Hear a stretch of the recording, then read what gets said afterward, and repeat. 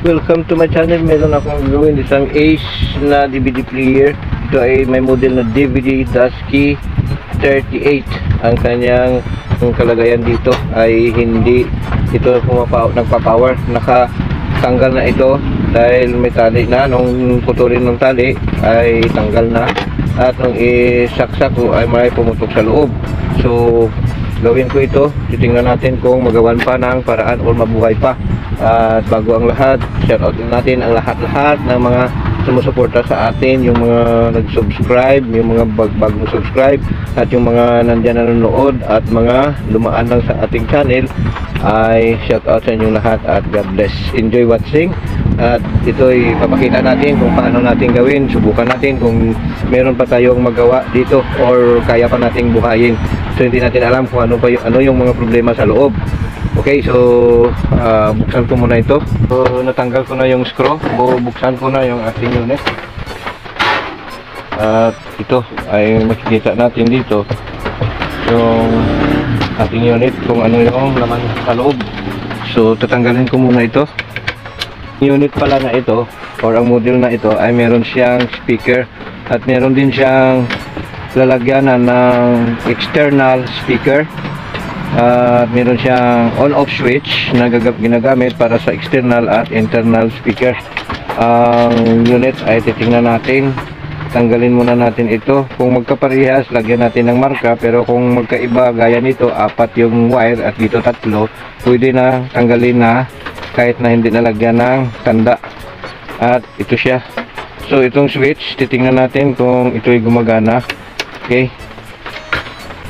I-test natin ngayon gamit ang continuity test kung gumagana ang switch.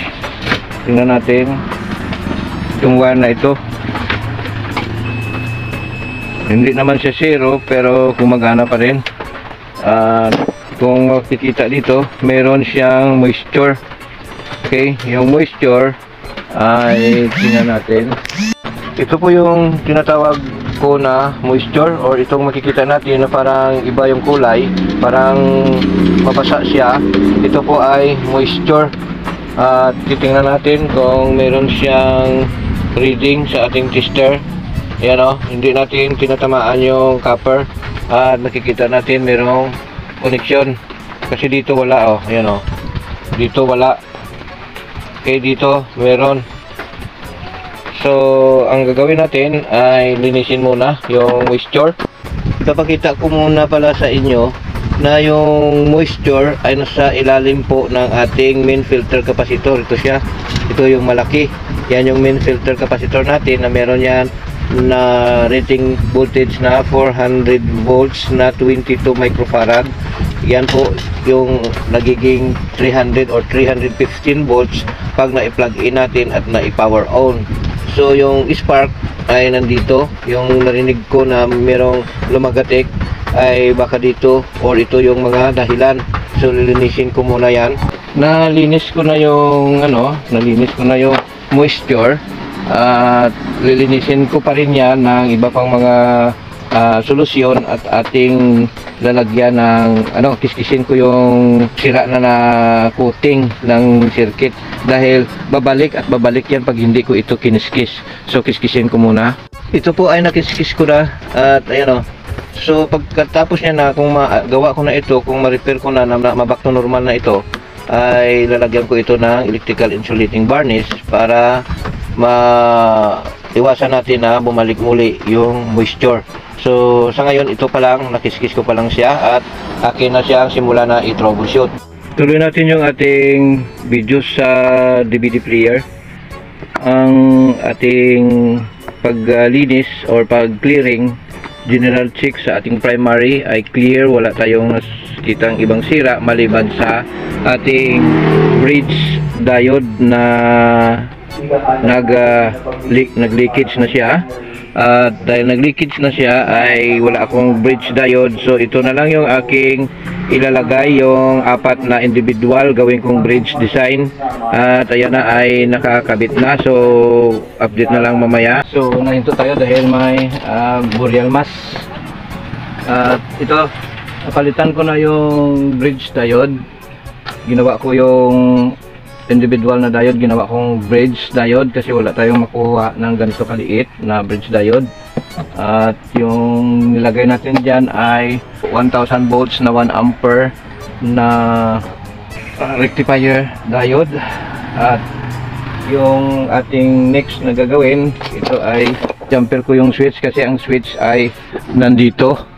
So in the absence of our main switch ay nilagyan natin ng jumper muna para kasukat tayo ng voltahe. So saksak na natin, ito saksak na, at titingnan natin kung may pumasok na 300 volts. Okay, meron na tayong 328. Tapos yung ating supply dito ay susukatin natin kung meron na tayong 5 volts. Ito meron ng 5 volts. Kaya nagagalaw-galaw yung ating ginagawa. Ayusin muna natin dahil ito po ay delikado kasi nga po ito ay open line tayo at kailangan natin na makasukat or kailangan natin safety na paggalaw dito. Okay, so test natin, saksak. Ayan, nakasaksak na. Ulitin ko kanina, dito meron tayong 300 volts. Ayan. Dito sa ating output, tingnan natin yung 5 volts. Ito. So, meron tayong 5 volts. Yung 12 volts negative, 11.4. Dito ay meron tayong 11.3 na positive. So, normal na yung ating power supply. Yung kanina ay grounded lang yung nag-spark. Malinis ang grounded, nag-general check tayo kasi may nag-spark nga. At ayun na, sig bridge diode lang yung nakita natin na sira at pinalitan. Ngayon, ito na, meron na tayong 5 volts at meron na 11 negative at 11 positive. Ngayon, ikakabit na natin dito sa ating unit.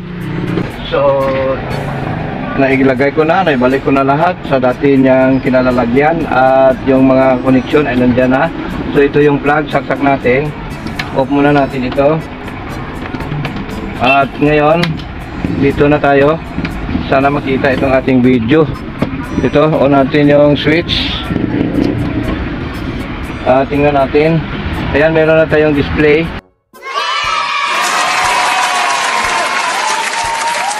So, success yung ginawa natin.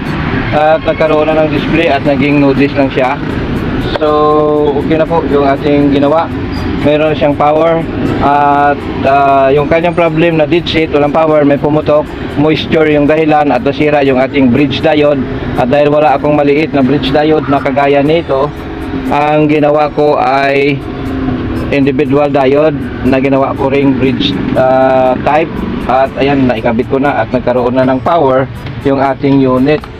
So, sana'y nagustuhan nyo ang aking video at kung hindi pa kayo nakapag-subscribe, please subscribe, click the notification bell, piliin ng all para maging updated kayo sa aking mga i-upload pang mga videos.